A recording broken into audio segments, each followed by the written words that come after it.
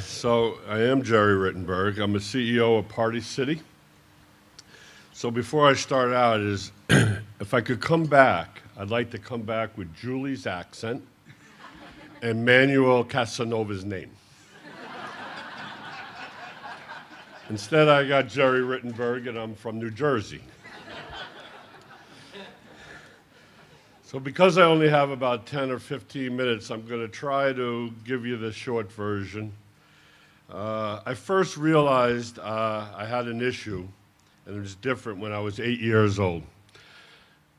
The teacher in the class said to me, Gerry, I want you to come up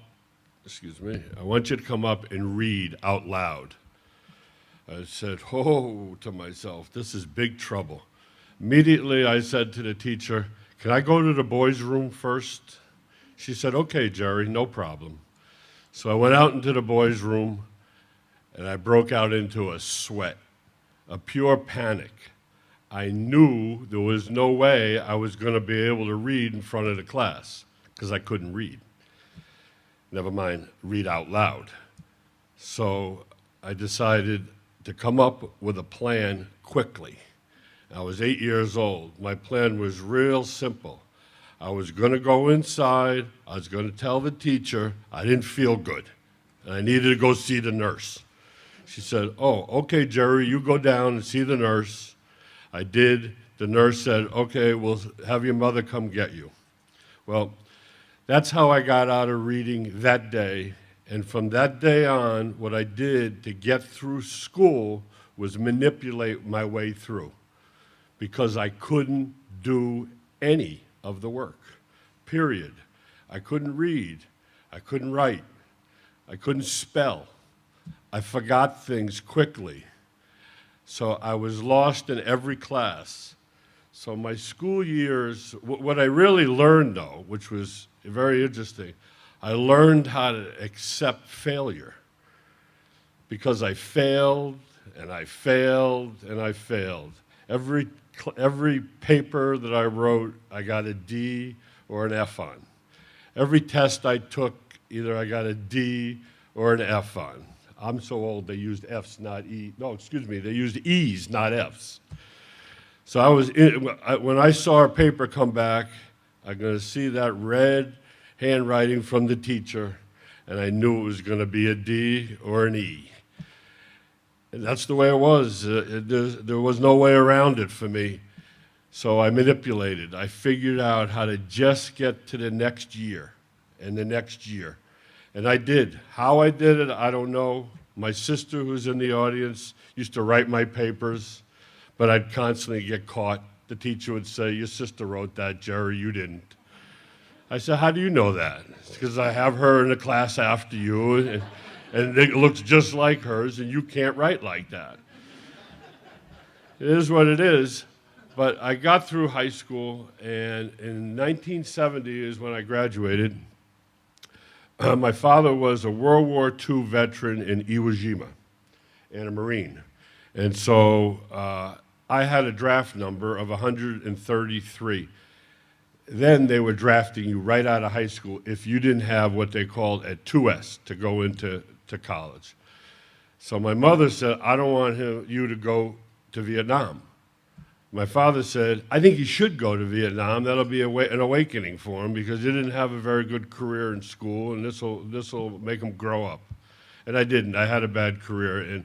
And my father was on my side, but the fact of the matter is I gave up. I couldn't do it, so I went the wrong way. And it was what it was, and I did that. So, but my mother didn't give up, who is a dyslexic as well. And what she did was she said, I want you to take the SATs, and I want you to apply to colleges. So I took the SATs, and I got a 600 combined.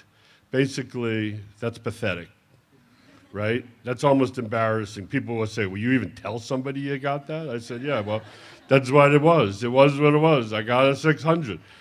So I applied to 10 schools, and I got rejected from 10 schools. Pretty good. So I got used to failing. I failed a lot. I had like probably a shield on me that I could accept failure pretty well. And in business, you get a lot of failure. So basically, my mother said he's going to college, and she found a school that if you had a checkbook, you went. That was it. She found a school, and for $3,500 a year, I was in college. I didn't belong in college. I mean, I wanted to be in college. Everybody in my family graduated college.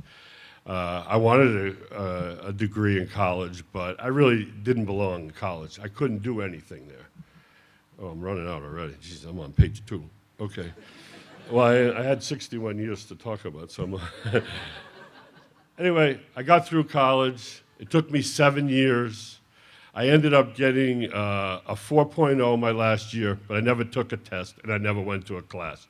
I'm going to let you figure out how I did it.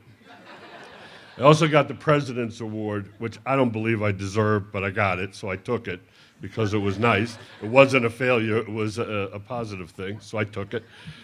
But going on from there, basically how I operate is I see, for whatever reason, and I know it's dyslexia, but I see the big picture immediately. I see it all.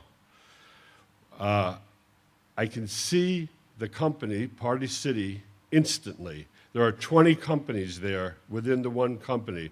I can see them in my mind instantly. I can go through them in seconds, what's going on. I know everybody that's in the companies. I'm lucky, I believe, because I have this advantage. And I look at it as an advantage. And all the people that I deal with basically are Harvard MBAs and Stanford MBAs and very, very bright financial people. And then there's me. And they look at me like, how do you know this? I said, because I do. They do their models. They go through all their work. They spend hundreds of thousands of dollars. We come to the same conclusion instantly.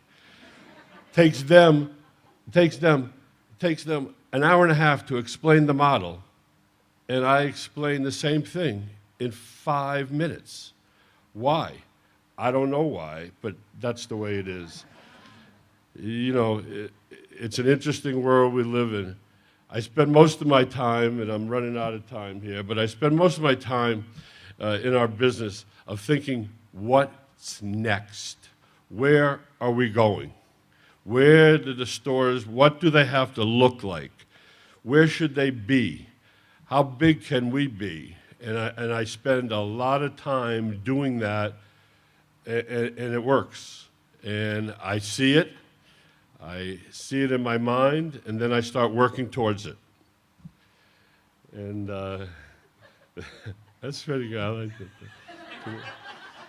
So basically, if you want to be in business today, I said this to my sister on the ride in. It's very interesting. I have bought 20 companies in the last 25 years. When I buy a company, what I look for is not how good it's going to be, but how can it fail. I'm not afraid to address what the failures could be. We have a situation right now, my sons are here, and they're going to buy a business, and all we talk about is what can go wrong with the business. Because if you understand what can go wrong, then you're in good shape when it comes to what's going to go right. So you need to understand the downside when you get into something. That's the important thing. And how do I get out of it if something goes wrong? And if you understand that, very rarely you're going to get yourself in trouble.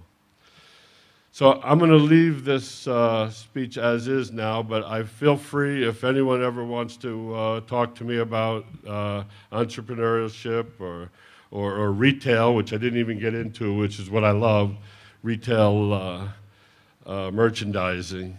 But feel free to call me. My number is available. Thank you.